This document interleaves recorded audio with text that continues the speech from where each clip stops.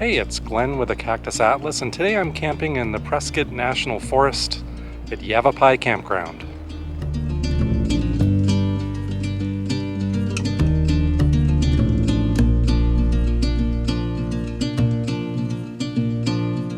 Well, the usual order of business on these things is that I'm going to give you a tour of my campsite here at Yavapai Campground.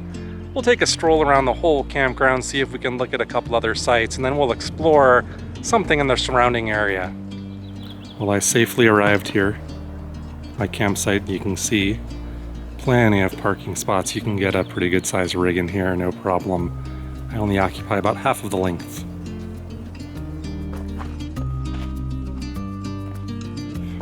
Got the tent set up in my tent pad, and now I'm just getting ready to give you guys the tour and then relax a little bit. But we'll take a look at some of the campsite amenities first. And I can't yet say if it's every site, but a lot of sites like mine have really nice tent pads. I've got a 4-person tent here in front of me. I want to say it's like 8 feet by 7 feet, something like that. So plenty of room to spare in this tent pad, so you could get a bigger tent on that, no problem. So one thing you're going to get is a gigantic concrete picnic table like the national parks and national forest use quite often. Just a heads up that these things are usually too thick to clip those tablecloth things to, in my experience, but maybe there's a heavy duty thing that gets the job done. Every site should come equipped with these really deep fire rings with attached grills. There's a couple different levels of grill in here. This is actually pretty nice if you wanted to cook over fire. This would be really handy, but unfortunately that material here means that there's a fire restriction, so no fires allowed today. One of the trade-offs of camping in Arizona and regions nearby in the summer months is fire restrictions all the time, because this place is a tinderbox waiting to go up in flames. A lot of fires in this area, not far from where the Yarnell Hill fire actually took place years ago. One thing I like already though is there's lots of like woods right up on the back of my campsite. There's nobody else on the other side back there, so maybe we'll have a chance of seeing some really cool wildlife, but certainly the privacy factor is pretty good at this campsite so far. Okay, so now the next order of business. Let's go see some other campsites if we can before everybody arrives today. Walk the campground. It's a small one, so it won't take long. Campground's just a pretty small loop. I think it's some 20 odd sites big, over 20, and we'll get the exact number here shortly, but let's take a look. We got our neighbors there, site 15, already all set up and ready for a comfortable night. Here's one if you want to be close to the restrooms or vault toilets, site 17. Right across from one of the vault toilets. I think there's another set somewhere else we're going to find, but those toilets are actually really convenient from my campsite. If I turn around, there's one of my other neighbors over here, site 16. I don't see the folks, they're kind of set up back there, and I want to respect people's privacy, but you can see my tent up the hill there, so not far from the restrooms at all. I really like this site 17, the setup there with that view. I'm not sure if that's Granite Mountain in the background, but it certainly is a mountain with granite rocks. I can tell you, but there is a mountain, a feature called Granite Mountain in the nearby vicinity, so just starting to get to know. This is my first visit here. Now, unfortunately, I'm not going to be able to walk each campsite for privacy reasons, but this is site 16, and there's a really pretty long rig in there. And I think I saw this one online. I love the granite rock features back where the table is over there. Really neat campsite. Now, as far as amenities go, I mean, this is going to probably be all you're going to get on top of what you have at your campsite here, where your vault toilets are. No running water in the bathroom, but they do have drinkable water spigots next to them, as well as some reasonably sized dumpsters. So that's all the convenience most people need when they camp in places like this. And this is very clean. It actually smells quite pleasant for a vault toilet. And I read that I saw a video of another YouTuber that camped here, and they had the same comment, some of the cleanest vault toilets they had ever seen. So I can kind of second that. It smells like kind of a deodorant in here, but it doesn't feel like it's covering any foul odor, probably because the seats are down. Remember, always keep the seats down in these things, I think is the rule. And here's some other ones, 19 and 20. So we're getting towards the front. 21, I believe, is the last one. So you could see most of these are already snagged.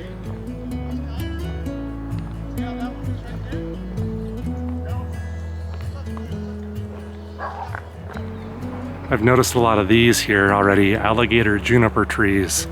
So named because of the bark. It looks like alligator skin, some think, and I would agree. Looks like a armor, and it's tough too. It is hard. Here are a lot of the granite features that dot the campground with some amazing backgrounds there. Amazing, amazing, amazing. This is site 1. Looks like it's got a few ponderosa pine in it. I like tall trees and campsites. Very nicely manicured area, reasonably long driveway. I don't know if you're getting a Class A in here, but you can get something pretty big in there, I'd say. Just really beautiful. Elevated off the ground over here. Like most of the sites, it's kind of like terraced off. Really pretty. And you get your own little maze of rocks. So if you've got kids that like to play hide and seek or something like that, this would be a pretty cool campsite, I'd say. And your campsite is tucked away behind the rocks, really blocking views from other campsites. Your nearest campsite, I think, is over there, site number 2, which is occupied. And I'm gonna guess site 3, there's some across the way up there that are far away. So campsite 1 is awesome, actually. And here's site 2, which is kind of a centrally located site. Big driveway. Probably got a couple vehicles in there. No issues. Site number 3 is a really fat driveway. You could get a couple big rigs in here, maybe side by side. I'm not sure. Not an expert with that stuff, but here's all your other amenities. This sits on top of pavement. I don't think this is an accessible site. I don't know if they have any, I haven't looked. But once again, you get that really gigantic tent pad. And this site also has some amazing views. Site number 3, so I think I could recommend this site also, but site number 1 so far, I think is the best. I'm pleased to see a lot of tent campers. I'm not the only one here. I figured it would be all like campers and stuff, but here's site 4. Pretty standard site, I would say. Site 6.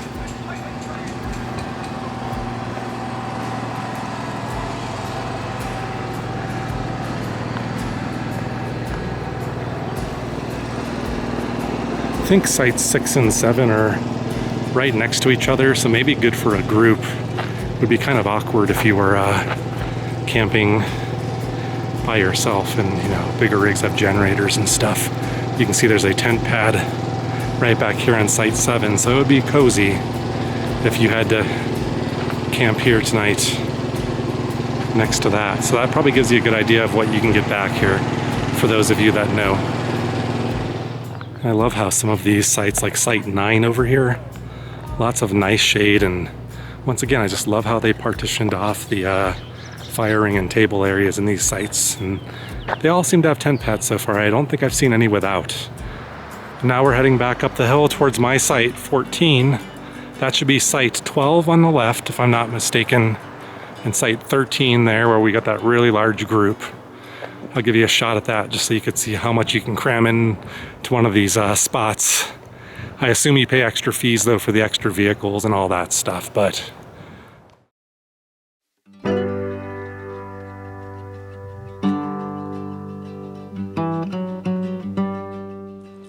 gonna be making or reheating a past meal for my dinner tonight, but more to come on that later. This is just my cocktail hour, so it's all, there's really no alcohol here, so don't get excited. I've got a Virgil's vanilla cream soda, I think is what it's called. Delicious. And then I've got some craft bar mix, which I've demolished half of this already. It's absolutely fantastic. From Sprouts, if you have those in your area, and also from Sprouts, this maple bacon flavored cashews. These things are crack. They really are. So I don't think Amy liked these cashews, if I remember correctly. Maybe I'm wrong, but they're so good. Maple bacon. As I sip my cream soda here in the late afternoon sunlight here at Yavapai Campground, Prescott National Forest. It's beautiful up here. All right, so I've been enjoying cocktail hour here at the campsite, just sitting there relaxing, taking a break after doing the touring and other filming that we did. And now it's time for dinner. This, something Amy made, which is like basically Swedish meatballs, like in pasta, which is delicious. All right, so let's get this started here. This isn't gonna take long to get hot, so I need to be ready. I could smell it, smells good.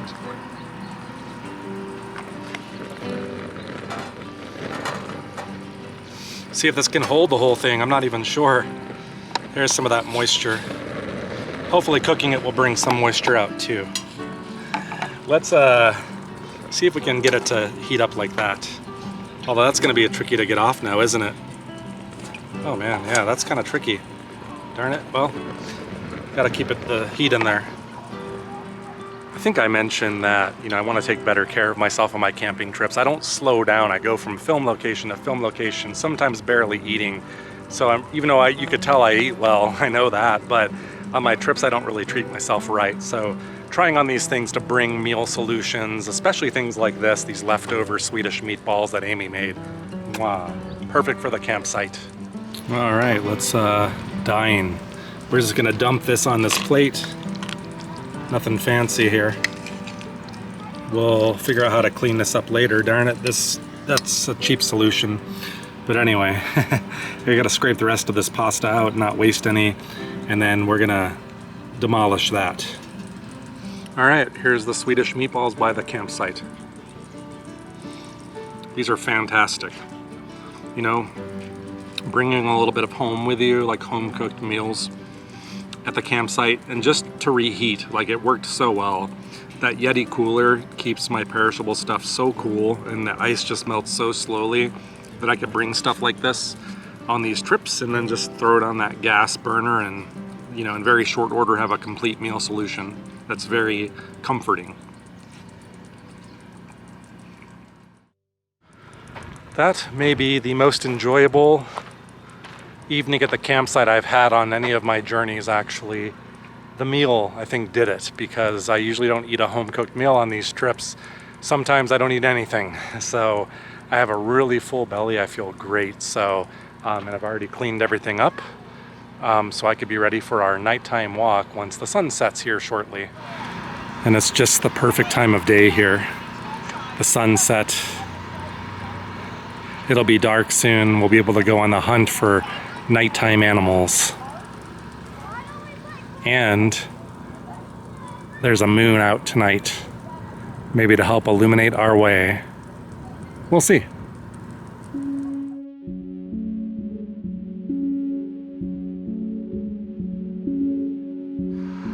Well, friends, it's time for the night walk here in the Prescott National Forest, a wilderness area. It's gonna get wildery out there, I think.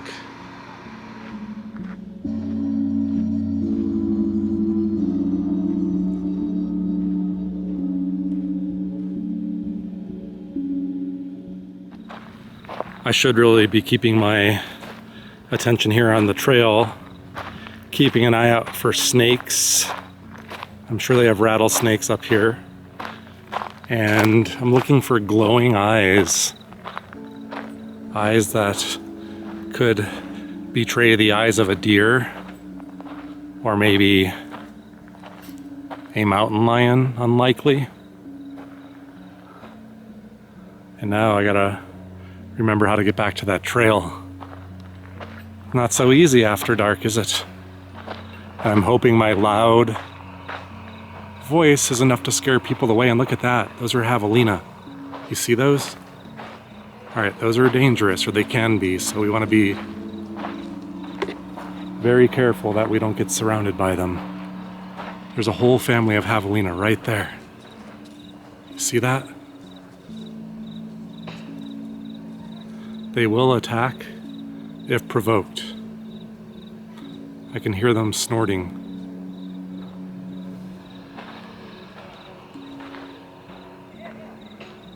We know we see each other, and I'm guessing they're attracted to the campground. So look at that, we found wildlife, javelina, like a wild boar type animal, not really a pig, a wild peccary, and I hear noise over this way behind me now. I feel like this is like Jurassic Park and the javelina are gonna surround me. But they can, I think, probably kill a human being if you get attacked by the whole lot of them. And I wonder if it thinks that I can't see it. But I'm gonna back off now. This is kind of freaky. I hear them like grunting, going, oh, oh. Bye-bye. All right, so just feet away probably from the campground is where I had that javelina encounter. I could still hear the generator of the neighboring campsite. And there they are again, you see them? Now they're going that way. I'm pretty far away now, but I want to get a safe shot. There's some young ones, I think, or is that one squaring off against me? Like they just want to get to the campground. There's something over there to the right, for sure. I heard like crackling stuff. You hear that? All right, I'm getting freaked out now. Whatever it was seems to be coming towards me. What is it? There's something right back there. Something's like right in there.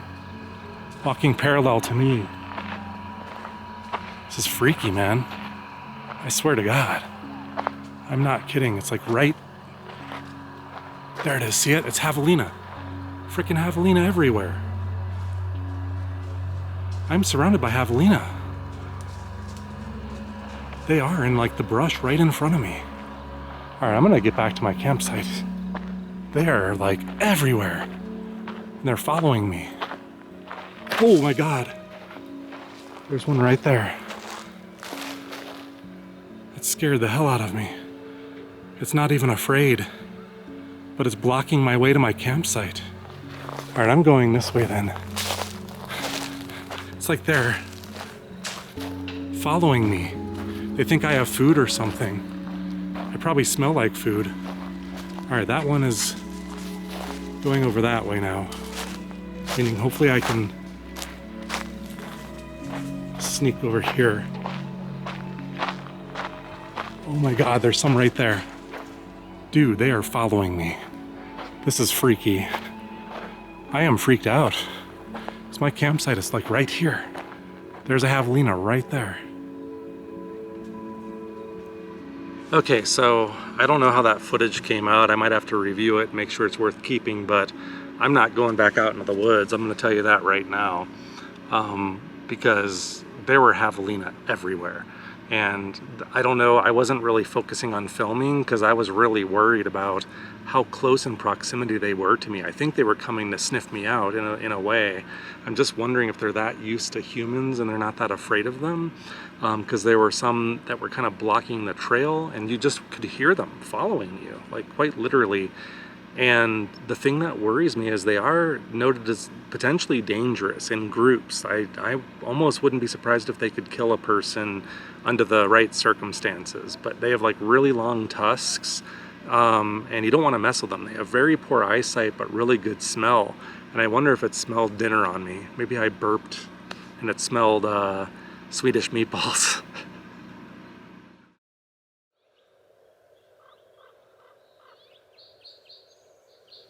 Hey, top of the morning to you. It's about 5:25 a.m. and the sun is starting to rise right behind me in the next like 10 minutes or so. I want to go see if we can find that lake that is supposed to be nearby, see if we can get any good footage this morning before we pack up the site and head back home. Well, it's very quiet out here this morning. Only one other person really has shown up this early to enjoy the lake. I think this is a Rock Basin Lake or Granite Basin Lake. Really small lake, but really pretty and absolutely gorgeous right now, this time of morning.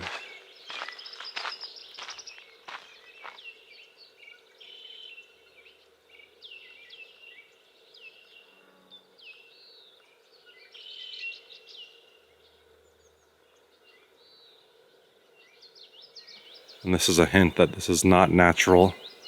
There's a dam back here. And here's some of those granite features that you could see from the campground being kissed by this early morning sunlight.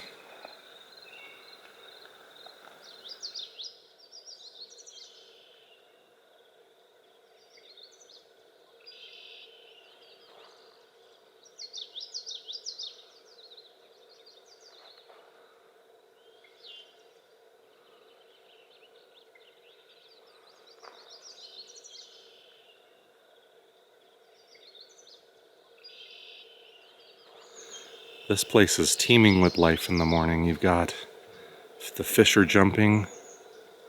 You got birds chirping. This lake is beautiful. I mean, you got big reeds along with lily pads, like small lily pads it looks like, but still. Perfect frog habitat, I would say.